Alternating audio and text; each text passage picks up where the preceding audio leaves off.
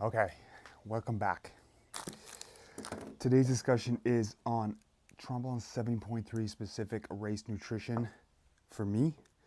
Um, this works for me, it's worked in the past, it'll hopefully work again without issue. And obviously, trial and error is everything. So, in other races, in training, especially long training days, brick workouts, all that kind of thing, this tends to work. So personally, I will be doing breakfast. Is going to be something like I do oatmeals and berries a lot, or something like this, which is just like a creamed rice kind of thing, easy to digest, just simple, just pure carb. So that'll be simple. I don't eat a lot. I don't do a big carb load. For me, the carb load is essentially the tapering of training with mostly just normal nutrition throughout the week. You tend to, the glycogen stores will kind of fill up a little bit with that. I don't think you need a big carb load the night before. That's just me. So I won't do any kind of specific carb load protocol, but I will have, 50-ish, 60 grams of carbs in the morning. Wake up probably around 4 o'clock, 3:45, 4 o'clock, and have that right away. And then maybe just have some electrolytes throughout the rest of the morning as I'm getting ready to head down to transition and get everything set up. And then T minus 30 minutes out from the start of the swim, I will have beta fuel, SIS beta fuel chews. So one package of these is 46 grams of carbs. I'll have one of those. They work well. I've had these, the past 3 times I've done a marathon this season already. I've had one of these 30 minutes before, and it's worked flawlessly. So no GI issue. And going into a run, like from zero to a run, is a little bit more jostling on the tummy than going into a swim.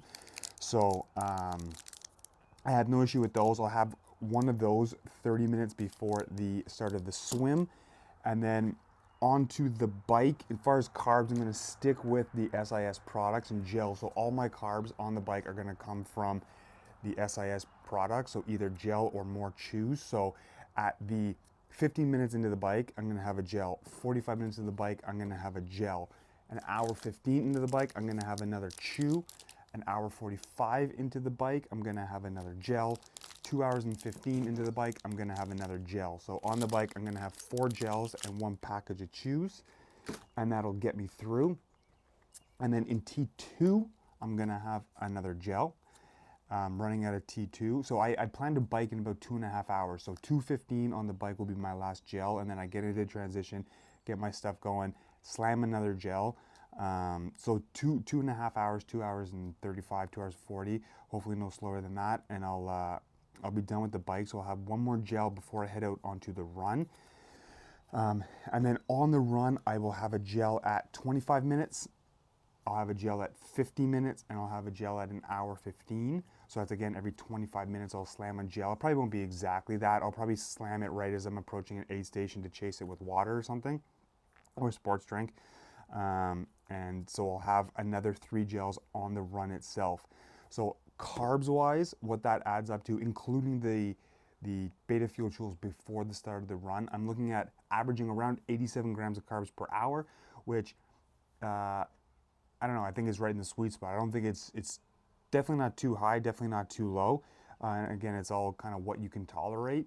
And so far, I can tolerate right around the 90-gram mark is good for me. So if on the run I grab sports drink or something like that that has carbs in it, I'm not too concerned. But on the bike, hopefully I'm self-sufficient. I don't need to rely on aid in any way, shape, or form. Because through my bottles, I'll be doing 2 liters total of fluid on the bike. It is, the forecast right now is like, I think the high of the day is only like 19 degrees or something like that. So I'm gonna have 2 liters on the bike, which this plus the Aero bottle is pretty much exactly 2 liters. So this is behind the saddle, this is between the arms, this is on the frame, obviously. And in this, I will have water and Pro H2O, which is just a straight electrolyte drink, no carbs, no calories with it, just straight electrolytes. Every scoop of Pro H2O provides 430 milligrams of sodium.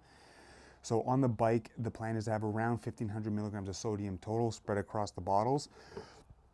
And that's about it. And then onto the run. In terms of electrolytes, I've been using these capsules, so I don't know how I'm going to carry them. Each capsule is only 200 milligrams of sodium. So I'm not sure if I'm going to carry a handful of these or if I'm just going to grab sports drink from the aid stations.